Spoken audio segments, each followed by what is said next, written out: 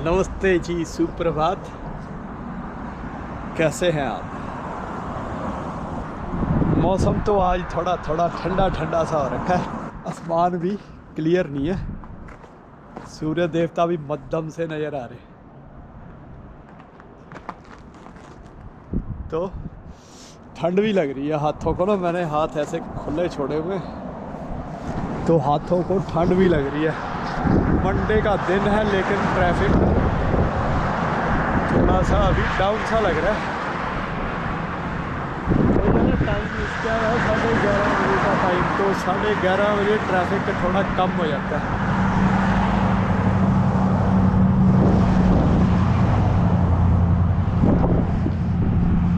Truck वाले ने silencer निकाल के उसको एरोप्लेन बनाया हुआ। आवाज़ कितनी ज़्यादा आ रही थी उसके साइलेंसर की। अरे बाप रे, ठंड सी लग रही है। इसका मतलब माइनस में है आज। ये देखो जमा पड़ा है। चलो निकलते हैं यार, है ना। -4। इसको बंद ही कर देते हैं, इसकी जरूरत तो है नहीं। ग्लव्स पहन लेता हूँ हाथों में क्योंकि लग रही है ठंड। और ये मेरे जो है ना, ये जो जैकेट है ये वाली, तो ये बाहर निकलने के लिए पहनने वाली जैकेट है। तो सारा इसी के अंदर होता है, जेबों में, क्योंकि ये चीज़ें यहाँ पे ज़रूरी है। मान लो गाड़ी फंस गई कहीं बर्फ़ में, आजकल तो खैर नहीं है बर्फ़, जैसे स्नो स्टॉर्म कभी भी आ जाए। अब तुमको क्या पता, तुम बाहर काम पे हो और जब काम से फ्री हुए आते हुए स्नो स्टॉर्म आ गया, रास्ते में फंस गए, क्या करोगे? तो इसलिए बिना हीट के तो तुम रह नहीं सकते गाड़ी में या कहीं भी बाहर। आपके सामने ही है पूरी सर्दियाँ, तो इस बार मैंने वीडियो बनाई है। तो इसलिए जो है ये सारी चीज़ें अपनी गाड़ी में ही होनी चाहिए आपके। इवन ये जैकेट जो है ना, ये वाली माइनस वाली, ये भी गाड़ी में ही होनी चाहिए अगर नहीं पहननी तो। सर्दियों में आजकल तो ज़्यादा जाएगा तो अर्ली मॉर्निंग 8-10 डिग्री 12 डिग्री जाएगा माइनस, इससे ज़्यादा नहीं जाएगा। तो चलिए दोस्तों, लेके शिव शंभू का नाम, हर हर महादेव। अब तो गाड़ी का भी ठीक कराने का टाइम आ गया।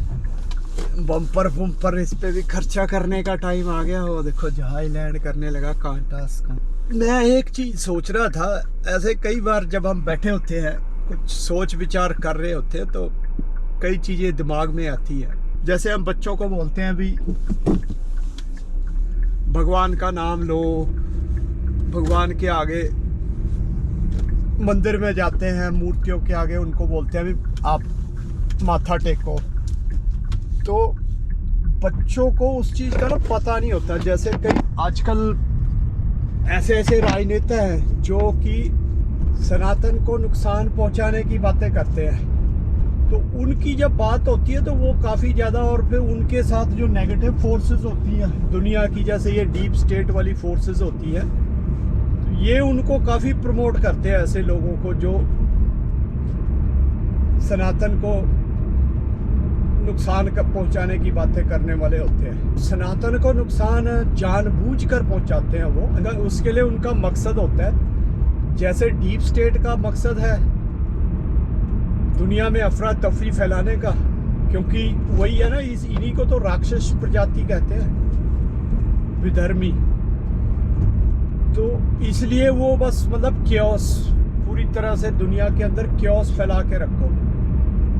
और वही मकसद इन राजनेताओं का होता है, सिर्फ अपनी गद्दी, अपना पैसा, लालच, बस गद्दी का हो लालच या पैसे का हो लालच। तो इसलिए वो ऐसी बातें करते रहते हैं। तो ऐसे में क्या होता है कि जो बच्चे होते हैं, जो वो उन्होंने कहीं ना कहीं से वो चीज़ सुनी होती है। तो पीछे एक बयान काफ़ी चर्चित हुआ था, तो जिसमें एक पॉलिटिशियन कह रहा है कि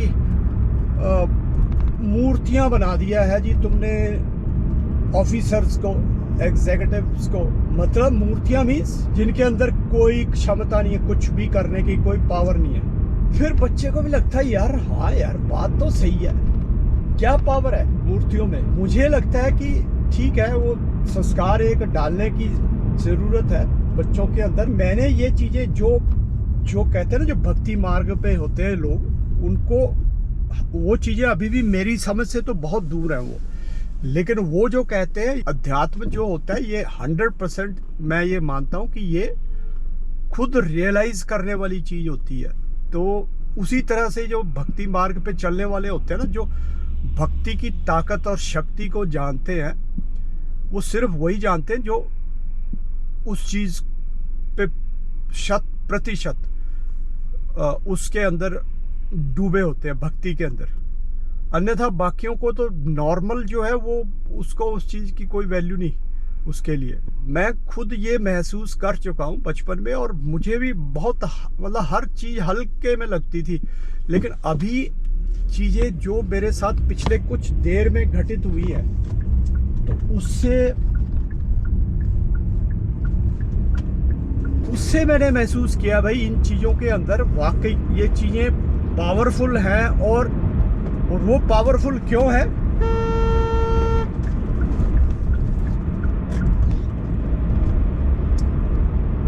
कि वो इसलिए पावरफुल है कि उनका असर होता है। वो कैसे होता है मैं बताता हूँ। जैसे देखो, आप लोगों ने महसूस किया होगा कि जब कोई, हम लोग एकदम से जैसे किसी चीज़ से ऐसे डर सा जाते हैं ना, सर्दियों का टाइम हो और एकदम से हम किसी चीज़ से डर जाते हैं, हमको अनएक्सपेक्टेड कोई, खासकर रात के अंधेरे में, तो ऐसी चीज़ हल्का सा एहसास हुआ तो हम डर जाते हैं। तो क्या होता है? पसीना आ जाता है।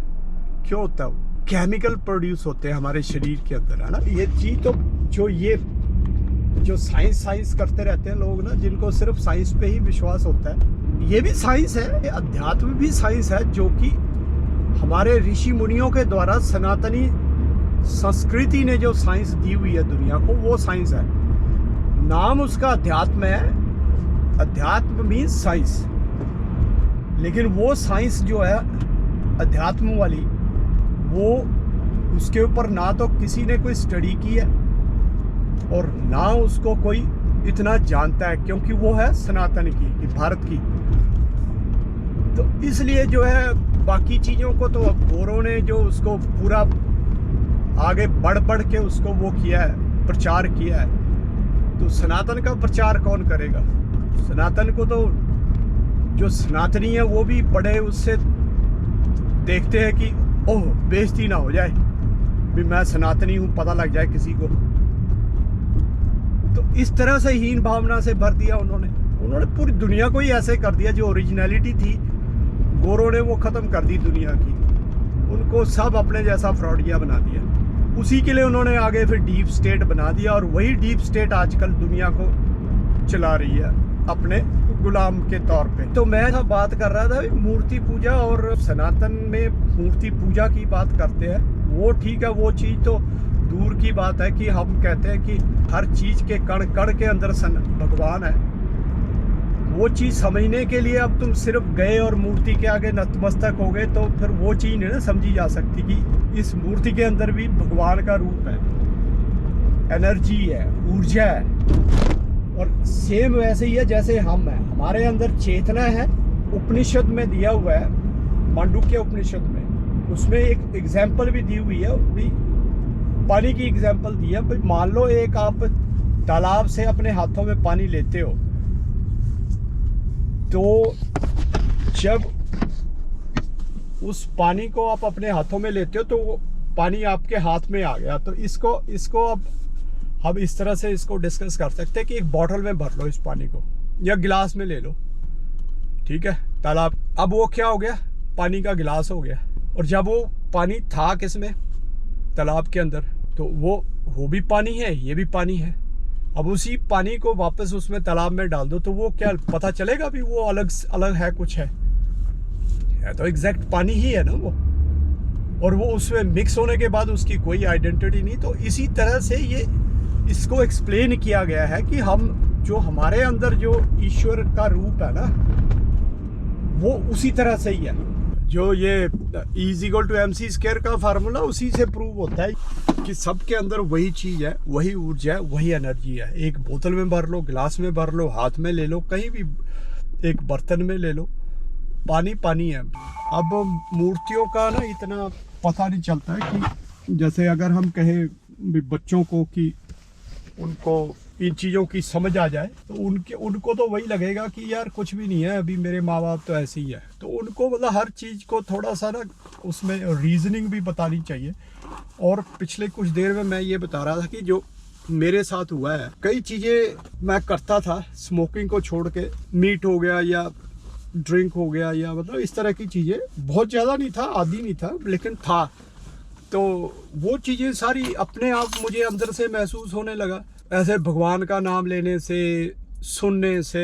हालांकि घर में मिसेस तो पूजा पाठ करती रहती है, लेकिन मैं नहीं करता था ना, मैं अभी भी नहीं करता हूँ। लेकिन ऐसे बस संत जनों की बातें जो है वो मैं सुनता रहता हूँ, देखता रहता हूँ वीडियोस में, मतलब जहाँ भी मेरे को मौका मिले मैं देख लेता हूँ, सुन लेता हूँ। उससे फिर जो मेरे को कई बार तो ऐसे लगता है कि कई संत कहते हैं कि तुम सिर्फ नाम जपते रहो बस, उससे भी फर्क पड़ता है। पहले मुझे लगता था यार क्या ऐसे कैसे हो सकता है, ऐसे भी हो सकता है क्या, लेकिन अभी मुझे मतलब एहसास हो रहा है कि हाँ यार ऐसे होता होगा। अपने आप अपने अंदर से ही महसूस होना शुरू हुआ यार, नॉन वेज खाना, ड्रिंक करना, ये चीज़ें सब अपने आप छूटती चली गई। इन चीज़ों का ना एक लॉजिकली या तो बच्चों को बताया जाए, मुझे कभी किसी ने बताया नहीं, ये तो सिर्फ क्या है जब थोड़ा सा स्टडी करना शुरू किया सनातन के बारे में, तब जाके इन चीज़ों का एहसास होना शुरू हुआ।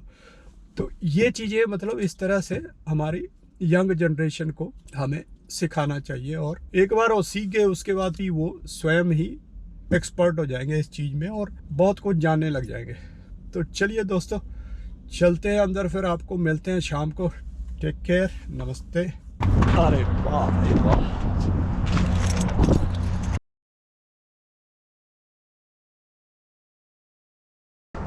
लो जी दोबारा बर्फ पड़ गई, ये हाल है, देख लो। अरे मेरी कार तो आज उधर ही है, देख लो, ये है, देख लो है सिस्टम यहाँ पे। मेरा टूटा बम्पर दूर से चमकती है। ठंड भी होगी और बर्फ भी पड़ेगी, बताओ। मतलब आगे रात को टेम्परेचर डाउन जाता है, आज दिन में डाउन गया हुआ है, मतलब रात को तो खैर और डाउन जाएगा। देखो -13 हो गया, मुझे लग रहा है -17 18 बता रहे हैं रात को आज। चलो खैर जो भी, अभी तो नहीं पड़ रही है, मुझे लग रहा है सामने तो दिख रहा है तारा मुझे बड़ा सारा।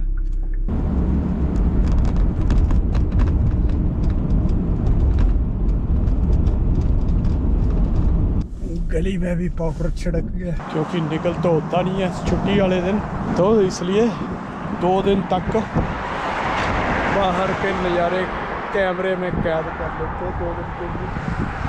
आसमान तो कितना साफ हो रखा है अभी, माय गॉड।